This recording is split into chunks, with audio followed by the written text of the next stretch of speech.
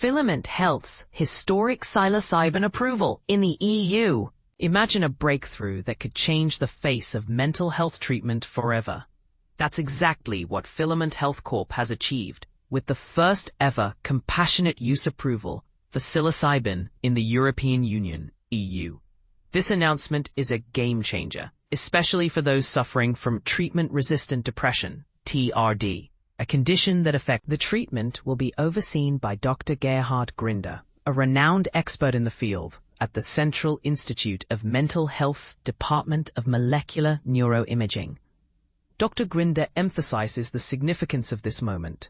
This is a landmark achievement for psychedelic medicine in the EU. TRD is one of the most challenging psychiatric conditions, and psilocybin shows great potential as a new treatment option. I am honored to be part of this effort and extend my gratitude to the team at Filament Health for their invaluable support. Benjamin Lightburn, co-founder and CEO of Filament Health, shares his pride in this accomplishment. The approval of PEC-010 underscores Filament's leadership as the world's premier supplier of GMP-quality psychedelic drug candidates. We are thrilled that our product will be the first psilocybin to be used under compassionate use in the EU. This approval validates our commitment to making safe, standardized psychedelic medicines accessible to those who need them most. But here's where it gets controversial. While the potential benefits of psilocybin are clear, its use in a medical setting is still a topic of heated debate. Some critics argue that the long-term effects of psilocybin are not yet fully understood, and there are concerns about the potential for misuse. However, supporters point to the promising results from clinical trials and the desperate need for new treatment options for TRD. What do you think? Should psilocybin be more widely adopted as a treatment for mental health conditions? Or do we need more research before taking that step? Share your thoughts in the comments below. For more information about Filament Health and their groundbreaking work, visit their website at www.filament.health or follow them on social media platforms like X, Instagram, and LinkedIn.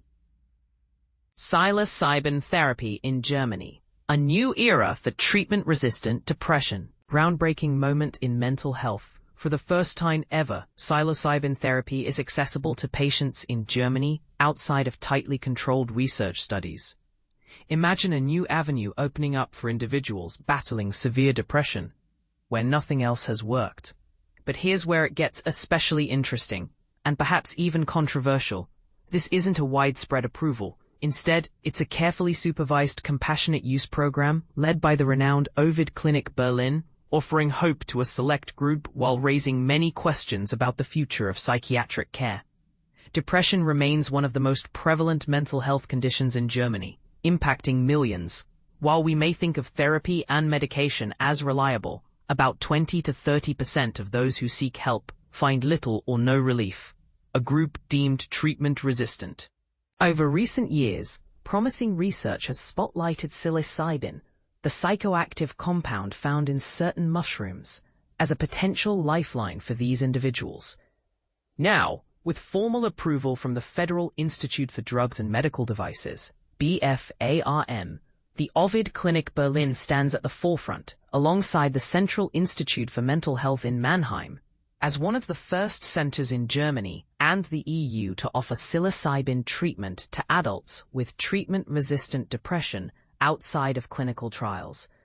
This opportunity is strictly for those who have tried conventional therapies without success, and already demand is expected to far exceed available spaces. What makes the Ovid Clinic Berlin unique? It's not your typical psychiatric facility.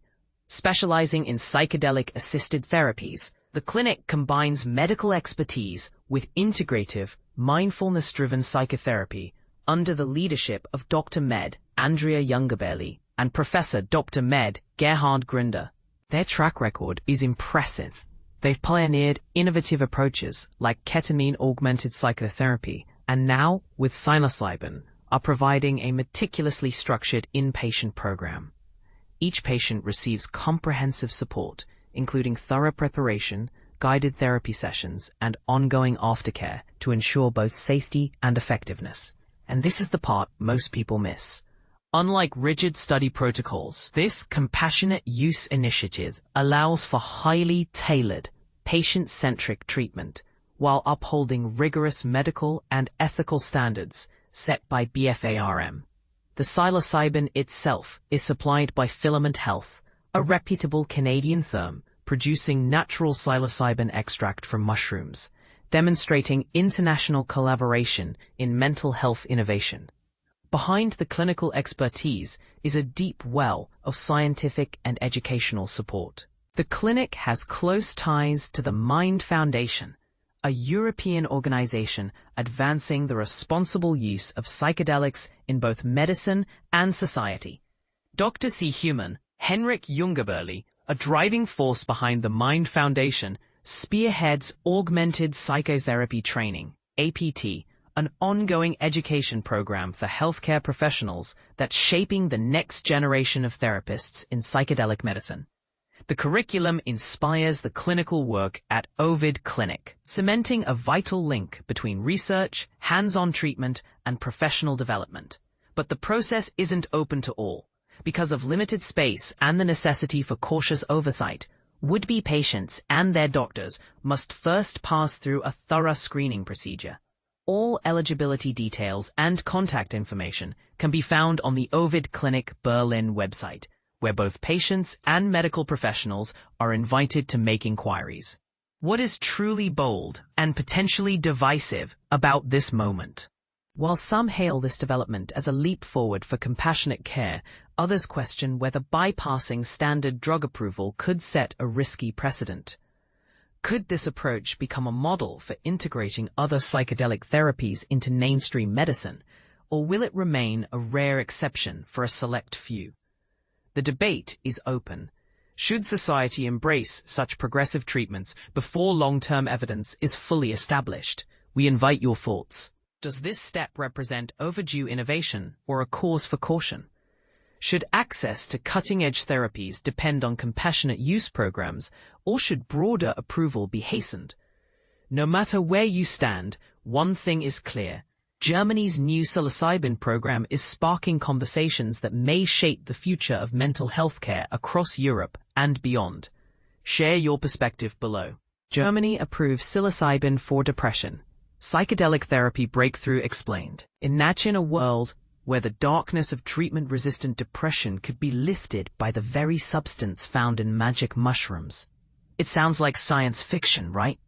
But in Germany, this is inching closer to reality.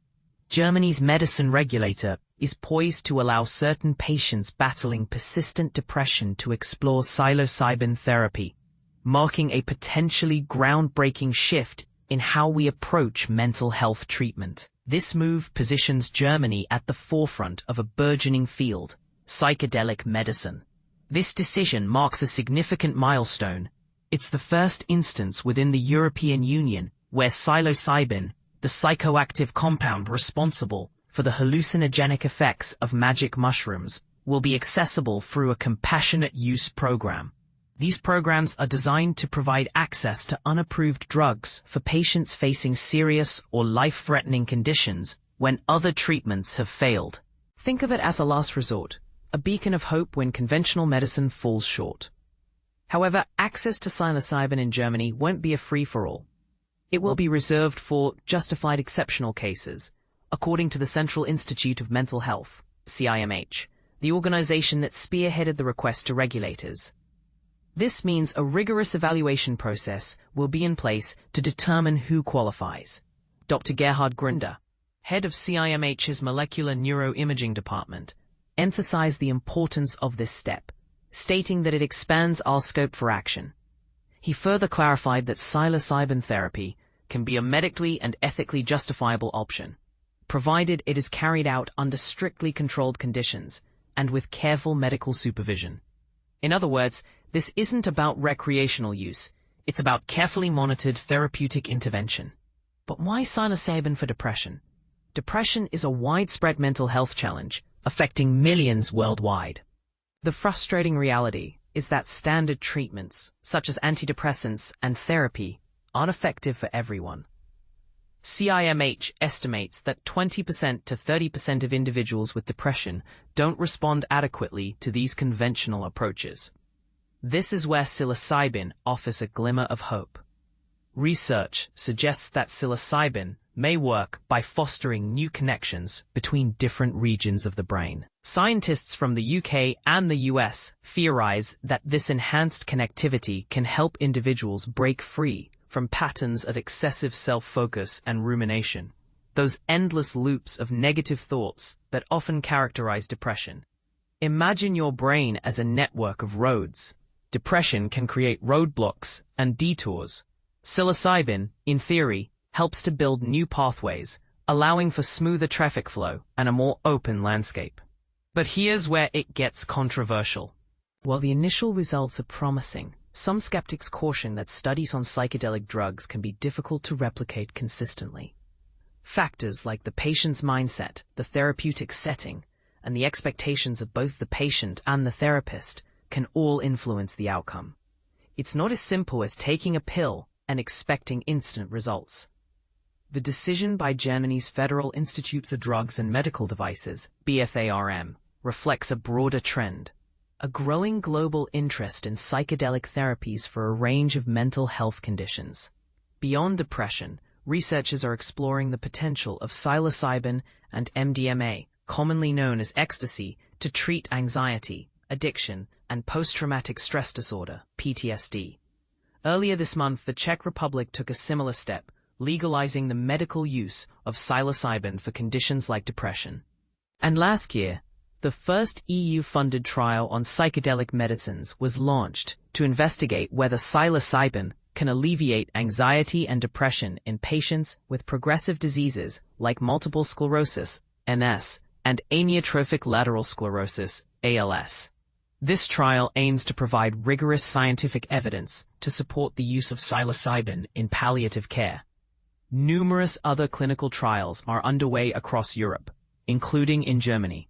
However, full regulatory approval for psilocybin in Germany is still several years away.